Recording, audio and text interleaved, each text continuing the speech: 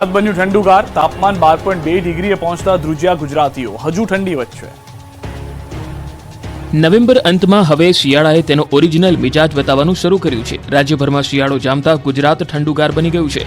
ગુજરાતભરમાં તાપમાનમાં ઘટાડો થતા સવારે અને મોડી સાંજે ઠંડકનો અહેસાસ થઈ રહ્યો છે, જ્યારે બપોરનું તાપમાન પણ નીચે જઈ રહ્યું છે। ગુલાબી ઠંડીની વચ્ચે ગુજરાતીઓ હવે કડકડતી ઠંડીમાં ઠરી રહ્યા છે। રાજ્યમાં લઘુત્તમ તાપમાનમાં 1 થી 2 ડિગ્રીનો ઘટાડો થયો છે। રાજ્યમાં તાપમાનનો પારો 12.2 ડિગ્રીએ પહોંચી ગયો છે। 12.2 ડિગ્રી સાથે ગુજરાતનું નલિયા સૌથી ઠંડુ શહેર રહ્યું, જ્યારે સિઝનમાં પહેલીવાર અમદાવાદનું તાપમાન 16 ડિગ્રીએ પહોંચ્યું। હાલમાં રાજ્યમાં ઉત્તરથી ઉત્તર પૂર્વના પવનો ફૂંકાઈ રહ્યા છે। ઉત્તર ભારતમાં હિમવર્ષાને પગલે ગુજરાતમાં કાતિલ પવનો ફૂંકાઈ રહ્યા છે, જેની અસરથી પારો ગગડી રહ્યો છે। હવામાન વિભાગની આગાહી મુજબ આગામી 7 દિવસ સુધી વાતાવરણ સ્થિર રહેશે। લઘુત્તમ તાપમાનમાં મોટો ફેરફાર થવાની શક્યતા નથી, પરંતુ સામાન્ય ઘટાડો નોંધાઈ શકે છે। પવનની દિશા બદલાતા ગુજરાતમાં ઠંડીનું જોર વધ્યું છે, એટલે આગામી દિવસોમાં હાડ થીજવતી ઠંડી માટે તૈયાર રહેજો। જૂનાગઢ યાર્ડમાં સોયાબીનની ટેકાના ભાવે ખરીદી શરૂ। જૂનાગઢ માર્કેટ યાર્ડમાં ટેકાના ભાવે ખરીદીનો થયો પ્રારંભ। ટેકાના ભાવે સોયાબીન વેચવા માટે ખેડૂતો મોટી સંખ્યામાં ઉમટ્યા। ટેકાના ભાવે સોયાબીન વેચવા માટે 1200 જેટલા ખેડૂતો રજીસ્ટ્રેશન કરાવ્યું છે। આ માટે યાર્ડમાંથી રોજના 50 જેટલા ખેડૂતોને મેસેજ કરી ખરીદી માટે બોલાવવામાં આવે છે। ખેડૂતોને 1 મણ સોયાબીનના 978 રૂપિયા જેટલો ભાવ અપાય છે। ખેડૂતોએ કહ્યું કે ખુલ્લી હરાજીમાં ઓછો ભાવ મળે છે, જ્યારે ટેકાના ભાવ સારા મળે છે। ખુલ્લી બજાર કરતાં ટેકાના ભાવ વધુ મળતા હોય, જેમાં ખેડૂતોમાં ખુશીનો માહોલ જોવા મળ્યો। આ વખતે સોયાબીનનું બમ્પર વાવેતર થયું છે। સોયાબીન વાવવામાં ખર્ચ ઓછો અને ઉત્પાદન સારું મળે છે, તેથી હવે ખેડૂતો સોયાબીનના પાક તરફ વળી રહ્યા છે। રાજકોટમાં સરકારી અનાજનો જથ્થો ઓછો આવતા મુશ્કેલી। રાજકોટ શહેરની સસ્તા અનાજની દુકાનોમાં રાશનનો પૂરતો જથ્થો ન હોવાનું સામે આવ્યું। શહેરની 20 જેટલી દુકાનોમાં ગત મહિને ઘઉં, ચોખા સહિતના અનાજનો પૂરતો જથ્થો નથી મળ્યો। ગત મહિને 100% રૂપિયા ભર્યા હોવા છતાં માત્ર 30% જથ્થો પહોંચ્યો। તો બીજી તરફ પુરવઠા વિભાગ દ્વારા તુવેર દાળના 50% જથ્થાની જ ફાળવણી કરવામાં આવે છે, જેથી લાભાર્થીઓને અનાજ વિના ધરમના ધક્કા ખાવા પડી રહ્યા છે। આ મામલે સંબંધિત અધિકારીઓને જાણ કરાઈ છે, ત્યારે સસ્તા અનાજની દુકાનોમાં સમયસર પૂરતો જથ્થો પહોંચાડવા માટેની માંગ ઉઠી છે। રાજકોટ શહેર ઉપરાંત અમુક ગ્રામ્ય વિસ્તારોની દુકાનમાં પણ જથ્થો સમયસર પહોંચતો નથી, જેના કારણે ગ્રાહકો તેમજ રેશનિંગની દુકાન ચલાવનારા વ્યક્તિઓ વચ્ચે ઘર્ષણ પણ થાય છે। ફેર પ્રાઇસ એસોસિએશન દ્વારા સમગ્ર મામલે સંબંધિત અધિકારીઓને જાણ પણ કરવામાં આવી છે, પરંતુ ઉપરથી જ જથ્થો મોડો આવતા હોવાના કારણે ગોડાઉન સુધી જથ્થો પહોંચવામાં વાર લાગે છે। દાહોદમાં નકલી અને મામલે પોલીસે કાર્યવાહી કરી। 6 મહિનાથી ફરાર આરોપીઓના ઘરે તેમજ જાહેર સ્થળોએ નોટિસ લગાવી। દાહોદમાં નકલી અને મામલે પોલીસે કાર્યવાહી કરી હતી। છેલ્લા 6 મહિનાથી ફરાર આરોપીઓના ઘરે તેમજ જાહેર સ્થળો પર નોટિસ લગાવવામાં આવી। પ્રકરણમાં પ્રારંભથી જ ફરાર એવા 2 લોકો સામે પોલીસે 82 અનુસાર જાહેરનામું પ્રસિદ્ધ કરીને તેઓને ભાગેડું જાહેર કર્યા હતા। એટલું જ નહીં, તેમના ઘર તેમજ ઘરની આસપાસ તેમજ રેલવે તેમજ બસ સ્ટેશન સહિતના જાહેર સ્થળો પર ભાગેડું હોવાની ફોટોની સાથે નોટિસો પણ ચોંટાડવામાં આવી। બંને 1 માસમાં પોલીસ સમક્ષ હાજર નહીં થાય તો બંનેની મિલકત ટાંચમાં લેવાની કાર્યવાહી કરાશે। બિલ્ડર કુતબી રાવત અને જમીન દલાલ રામુ પંજાબીને વોન્ટેડ જાહેર કરવામાં આવ્યા છે। 20 ડિસેમ્બર સુધીમાં હાજર નહીં થાય તો તેમની મિલકત ટાંચમાં લેવામાં આવશે। નકલી એને હુકમો બનાવવામાં રામુ પંજાબીની મુખ્ય ભૂમિકા હતી। મે મહિનામાં પહેલી ફરિયાદ દાખલ થતાં જ બંને ફરાર થયા હતા।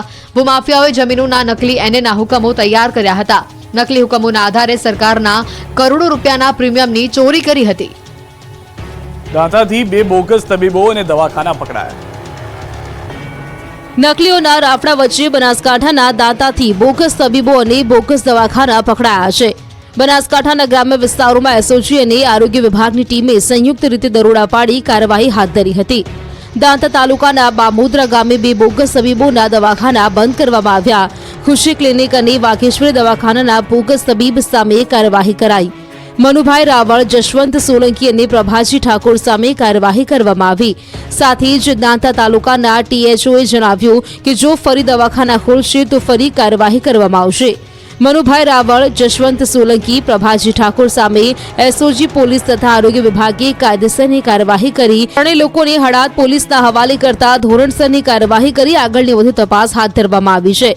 જો કે નવાઈની વાતો એ છે કે આ કાર્ય થયા બાદ રિયાલિટી ચેક કર્યા હતા, જેમાં ખુશી દવાખાનાના શટર બંધ હતું, એકમાત્ર તાળું મારેલું હતું।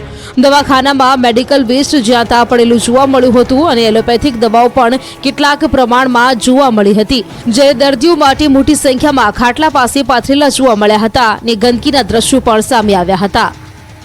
જામખંભાળિયા અને દાહોદમાં આધાર માટે લોકો બન્યા નિરાધાર। દેવભૂમિ દ્વારકા જિલ્લાના મુખ્ય મથક જામખંભાળિયામાં મામલતદાર કચેરી ખાતે આવેલા આધાર કેન્દ્રમાં આધાર કાર્ડ કઢાવવા માટે લોકોને હાલાકી પડી રહી છે. આધાર કાર્ડ અપડેટ કરાવવા માટે વહેલી સવારથી જ લોકો કતારમાં જોવા મળ્યા. આધાર કાર્ડ અપડેટ કરાવવા તેમજ ઈ-કેવાયસી કરાવવા માટે ધક્કા ખાવા પડે છે. છતાં પણ આધાર કાર્ડ કઢાવવા માટે ટોકન નથી મળતું. રોજના 40 થી 50 ટોકન ઇસ્યુ કરવામાં આવે છે અને અરજદારની સંખ્યા વધુ હોવાના કારણે લોકોને ધક્કા ખાવા પડી રહ્યા છે. ત્યારે લોકોની માંગ છે કે આધાર કાર્ડ સેન્ટરોનો વધારો કરવામાં આવે જેથી લોકોને મુશ્કેલી ન થાય. તો આ તરફ દાહોદમાં પણ જામખંભાળિયા જેવા દ્રશ્યો સામે આવ્યા. આધાર કાર્ડ કઢાવવા તેમજ ફેરફાર કરાવવા માટે અત્યારે લોકોને ખૂબ જ હાલાકી પડી રહી છે. આધાર કાર્ડ કઢાવવા માટે વહેલી સવારથી ગ્રામીણ વિસ્તારમાંથી આવતી ગરીબ પ્રજા પોસ્ટ ઓફિસ ખાતે બાળકોને લઈને વહેલી સવારે 3 વાગ્યાથી લાઇનમાં લાગે છે.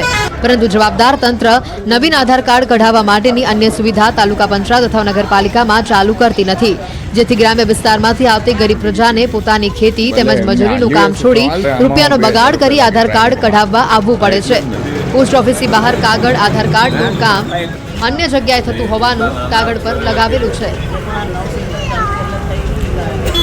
રાજકોટમાં રામકથા શરૂ થતા પહેલા નીકળી પોથી યાત્રા. રાજકોટના રેસકોર્સમાં ભવ્ય રામકથાનો પ્રારંભ થયો. કથા શરૂ થતા પહેલા સવારે ભવ્ય પોથયાત્રા નીકળી હતી. રેસકોર્સ મેદાનમાં પ્રસિદ્ધ રામકથાકાર પૂજ્ય મુરારી બાપુ રામકથાનો પ્રારંભ થયો છે. ત્યારે રેસકોર્સ ગ્રાઉન્ડમાં અયોધ્યા નગરી જેવો એક માહોલ ઉભો થયો. મેદાનમાં ભવ્યાતિ ભવ્ય અયોધ્યા નગરી ઊભી કરવામાં આવી. રામકથા શરૂ થાય તેની પહેલા પોથી પૂજન વિધિ કરવામાં આવી. ત્યારબાદ શહેરના વિરાણી ચોકથી લઈને રેસકોર્સમાં બનાવવામાં આવેલી અયોધ્યા નગરી સુધી પોથયાત્રા યોજવામાં આવી. મુરારી બાપુ અને સ્વામી પરમાનંદજીએ પોથયાત્રાનું પ્રસ્થાન કરાવ્યું, જેમાં 5000થી વધુ લોકો જોડાયા. વિશાળ શોભાયાત્રામાં હાથી, ઘોડાગાડી, ખુલ્લી જીપ, લોકોના નૃત્યએ આકર્ષણ જમાવ્યું. પોથયાત્રામાં વિન્ટેજ કારનો કાફલો પણ જોવા મળ્યો હતો. એમાં પણ સૌથી વધુ આકર્ષણ ભગવાન રામની પ્રતિકૃતિએ જમાવ્યું. અયોધ્યામાં બિરાજમાન રામલલ્લાની આબેહૂબ પ્રતિકૃતિ તૈયાર કરવામાં આવી છે. શહેરના રાજમાર્ગો પરથી જ્યારે આ પોથયાત્રા પસાર થઈ ત્યારે સૌ કોઈ રામલલ્લાની પ્રતિકૃતિ જોઈને નતમસ્તક થઈ ગયા. પોથયાત્રા દરમિયાન કેસરીયો માહોલ જોવા મળ્યો. ઠેર ઠેર જય શ્રી રામના નારા લાગ્યા.